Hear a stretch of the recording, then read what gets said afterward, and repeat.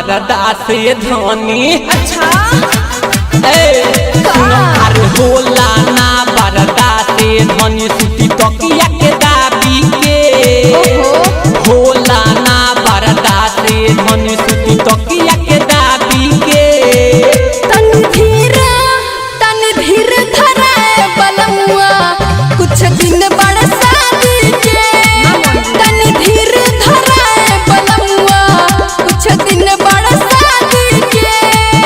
अरे होला ना बरदा से रानी सूती तकिया के दाबी के। अरे होला ना बरदा से रानी सूती तकिया के दाबी के। तन धीर धरा बलमुआ कुछ दिन बड़े शादी के। तन धीर धरा सजनवा कुछ दिन बड़े शादी के।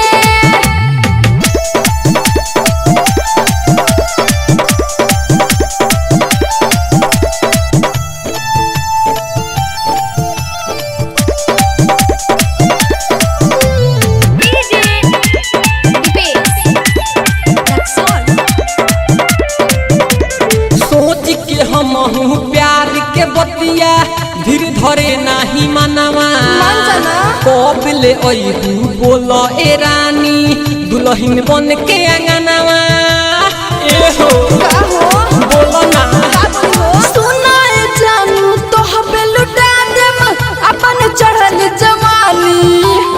आई जब सुहाग के रतिया करी तू मन मानी। डूबल रही याद में तोहर सच का मान जाइना। डूबल रही याद में तोहर सूती नहीं राती के। डूबल रही याद में तोहर सूती नहीं राती के। तन धीर धरा बलमुआ कुछ दिन बड़े शादी के। तन धीर धरा सजनवा कुछ दिन बड़े शादी के।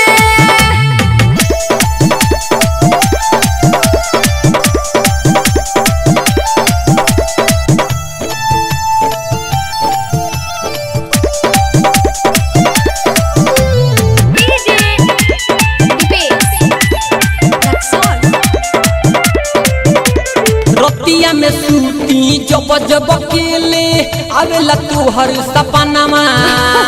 चुमल चाही उठावा जब हम भागेलू के बहानवा। सुनो ना बोलो ना राइटर जहूर बरदास तू कर जल्दी होई मिलनवा। चुम्मा के चिखना तोहा के चिखाई बनी सक माना कहनवा।